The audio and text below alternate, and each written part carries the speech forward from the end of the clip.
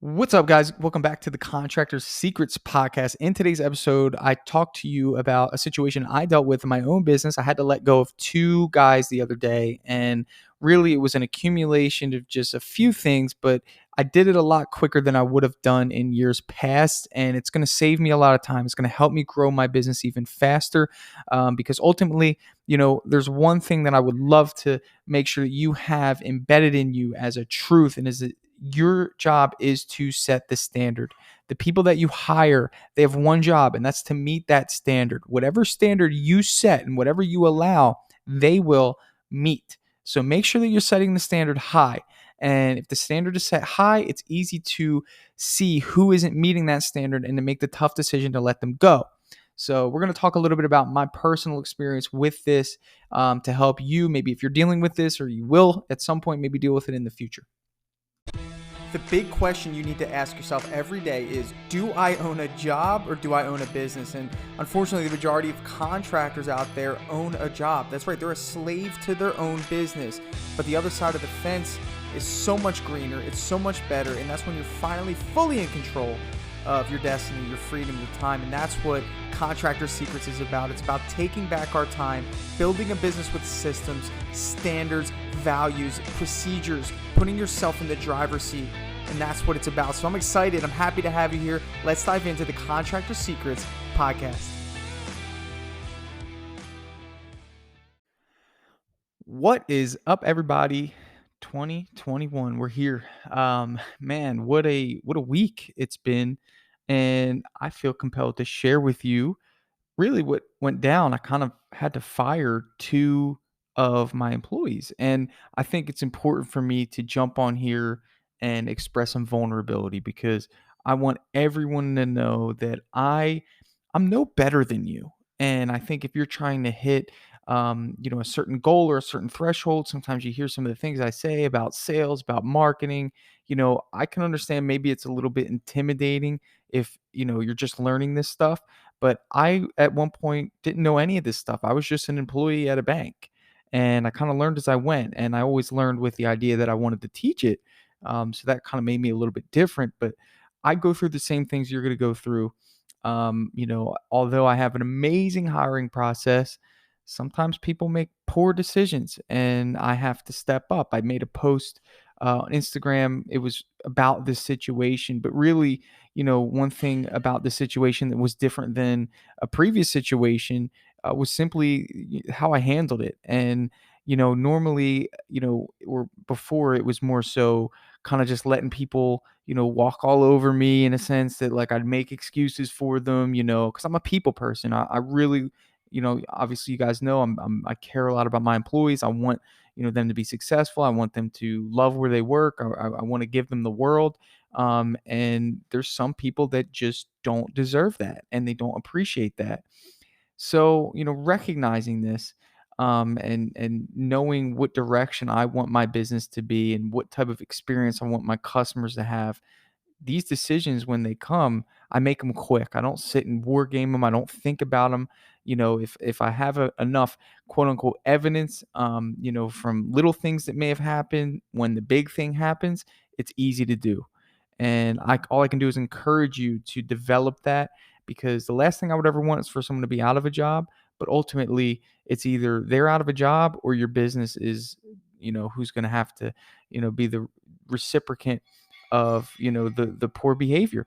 And let me just give you some context here. One thing that I was really excited about this year, and it was really cool because New Year's and Christmas both fell on Thursday and Friday. So I pretty much gave everyone a pretty sweet deal. I said, look, we're going to work Monday through Wednesday. That was last week. Well, Christmas week was Monday through Wednesday. You guys finish the job that we have. Each crew had a 3-day job. So you guys finish that job, no problem. I'm going to pay you guys for Thursday and Friday. So you get a full week of work. All you have to do is work 3 days. Pretty cool, right? So that's like the Christmas thing. And then I did the same thing the following week for New Year's Eve and New Year's. So guys work 3 days. I filled the schedule for those 3-day windows, and you guys can have 40 hours for the week, the whole week. Everyone was super stoked about it, thankful. Obviously a good break both ways. And at least I thought, everyone was thankful. And really what happened was on Wednesday, the last day of one of the jobs, there was one particular employee that just wasn't happy about the fact that they had to work that day because of production was a little bit slower the day before, and he wanted the 3 days off instead of the two, and he just kind of had an attitude about everything. And this guy's a phenomenal painter. I mean, he's somebody that produces for us. So, knowing this going in, this isn't just somebody that, didn't really hold their weight in the company. He was a pretty good painter. But one thing about him, his attitude was just poor, always poor, never, never chipper, never, it was just, he was kind of like, this, in a team of four, you kind of just leave him alone. It's like, and that was the dynamic. He's been with me for 3 years, somebody that I've kind of drug through the mud in terms of helping him, get established, with, bank account and like, really helping this guy. This was, somebody that I invested a lot of my time in. It came down to it to where on the last day, he kind of just, gave the supervisor an attitude and wound up leaving the job early. And the way I saw that is like, I'm paying you for the whole week just to finish the job, and you have the nerve to leave early when your teammates are still there trying to finish the job, and you made a selfish decision to do so. And, more so I was hurt more than anything because ultimately I'm a giver. So I'm trying to give them a great, week of work. I didn't have to do that. It's not expected. So for me, I look at it like this, ultimately, if you're not grateful for that, I know that there's somebody else out there that will be. And now my job is to find that person that needs an opportunity because you clearly aren't grateful for this opportunity. I bust my butt to make sure that these guys have work every single week. And although, yes, it's a benefit to me as a business owner, I get the glory essentially, but ultimately, I don't owe them anything, and I think that's a really important thing is that you don't owe your guys anything. Whatever you do in excess of providing them work is essentially a blessing. Because here's the reality of the situation is that if you're listening to this, if you're trying to be a better business owner, if you're trying to think of ways to help your guys, you're already way above the curve in terms of what else is out there. And you need to recognize that is that if people can't appreciate you as the business owner that you are, it's time to move on.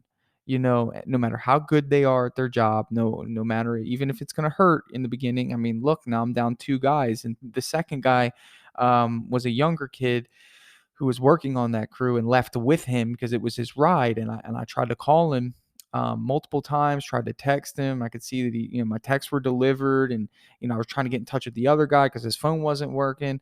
And you know what I said? Look, man, if it's not important to answer my call as the owner of this business, as the person that's paying you a whole week, then you can join him and you can go too. And that was that. And then 4 hours later, I get calls, and I mean, it's just there's just no room for that.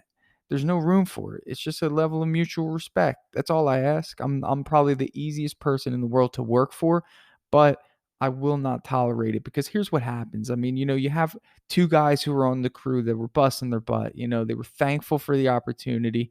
They were thankful to be working, and have the days off. And these other two really only saw, the fact that things could have been done faster, and they could have had an extra day off, and kind of like, the way I say, like, stole a day from me, and essentially, like, it's just unacceptable. And you're going to run into people like that. And this is kind of the sometimes there's a drawback of employees is that you sometimes let people into your world, and you can't just get rid of them like a subcontractor. Essentially, you've really got to sit with them for a while, and let them go through more mistakes until you can build up your case to let them go.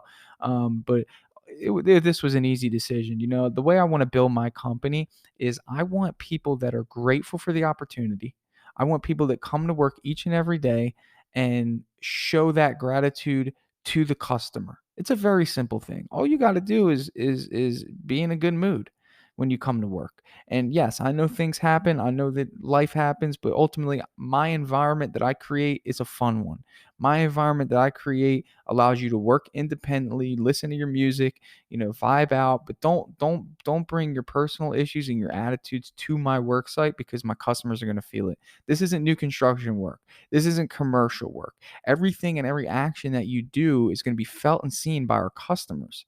And that's where I have to step in as the business owner and be the leader. And I have to be the one that says, I can't allow that, because my responsibility to the market, my responsibility to the people that call Premium Painting, call my company to paint their house, to give them a good experience, is to make sure that experience is a pleasant one. I don't want anyone to feel uncomfortable because one of our guys is a bad egg and he has an attitude. It just ain't happening. And I think that's your job, is continuously refine the standard, continuously to set the tone. And ultimately, this person was brought into my company before I even had a hiring process. So he didn't get a chance to get filtered out. And I think that this is the year where I filtered out pretty much everyone that doesn't meet the standard. So although, I had eight painters on Wednesday, now I'm down to 6, but the beauty of it is that I know that my hiring process is gonna deliver me who I want. I mean, I'm looking at Indeed applicants right now. I mean, you could just tell that there's people out there that have a great attitude. One guy said, "I'm just eager to learn. I wanna be a part of a great organization." Like there's people out there that want to work for a good company, and there's people maybe in your company right now that are taking up space, that they're mooching off of your dollar, that are mooching off of your hard work. And I think a part of, really, I mean, my anger was more so like, I don't know if you guys have caught up with the other podcast episodes, but it was in some of the episodes I was talking about how I had to hustle to get jobs for these few weeks. I mean, there was just kind of like a drought in the area of people not pulling the trigger. And I mean, I'm making follow up calls every day. I'm working deals. I'm taking jobs at lower margins just so my guys can have work. And they know that. I mean, they have never been without a week of work. And it's almost like, and my guys appreciate that. They know that I'm constantly working to make sure that they have work, especially through COVID. I mean, I'm the leader. And ultimately there's some people that see it as like they like you owe them the work. And that's not the case. Okay. They can go find their own work somewhere else. All I know is that when I sell a job, my first thought is, this is going to make sure that my guys have work. My second thought is me. Now, I know that a lot of you are that type of business owner. So that's why I'm coming at you like this, is that don't allow somebody to steal that goodness from you in terms of taking advantage of the opportunity to work for somebody that goes out and that listens to podcasts to learn how to sell better, to market better, to grow a business that ultimately allows them to pay their bills and provide for their families. Okay. And I know that somebody listening to this has somebody in their business like that, because, I've had it happen multiple times where I had to get rid of people. It was hard every single time, but I'm getting better at recognizing it and making the quick decision. The second guy was actually, where I really saw that I've grown in this area, because, normally I would have let him stay because he wasn't the main reason. And the guy ignored me for 5 hours. I called him almost 10 times to try to get in touch with the other guy. And he didn't find it important to reach back out to me. And it's like, I know that that's going to be even tougher to find two new people to bring into the business with jobs on the schedule. The guy's decent. I mean, he's not like a superstar, but he does what he's told. And, you know, I don't really have to worry about him, but I'm not going to allow somebody to disrespect me. So he went too. And that is part of growth as a business owner, is to recognize, is this going to be something that helps me grow my business? Is this person going to be something that helps me grow my business? Or is this somebody that's taking more than they're giving? And in this case, the two people that I let go were taking more than they're giving. So I would encourage you, do an assessment. Who's taking more than they're giving you? And if that's the case, it's time to let them go.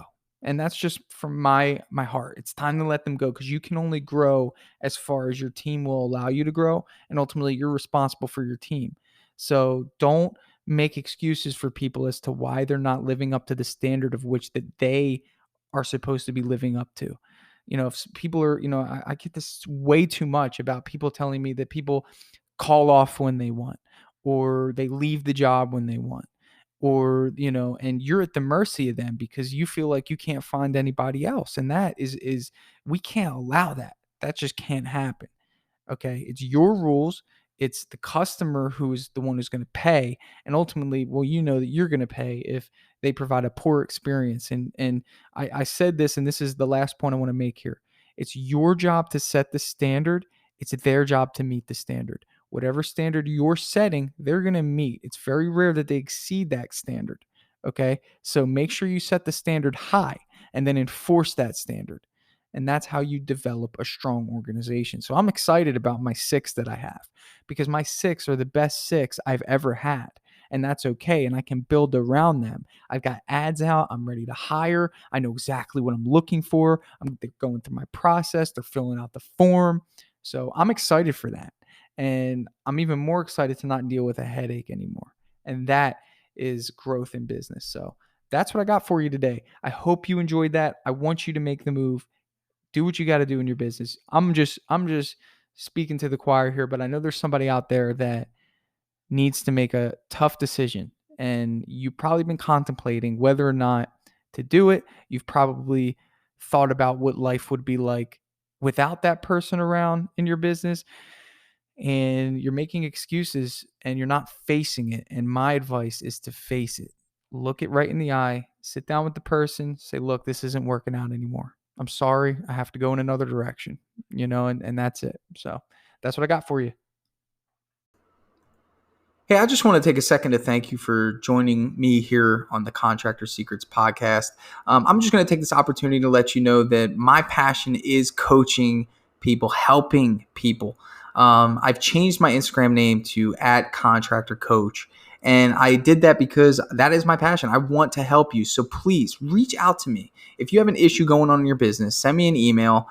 Find me on Instagram, message me, and let's do a breakthrough session. I want to work through your problems in your business to help you get to that next level. And one thing that I always say is this, the difference between those that get over the humps and the hurdles in business is just a change in perspective. And that's what I plan to offer you. So get with me, message me, allow me to help you take your business to the next level.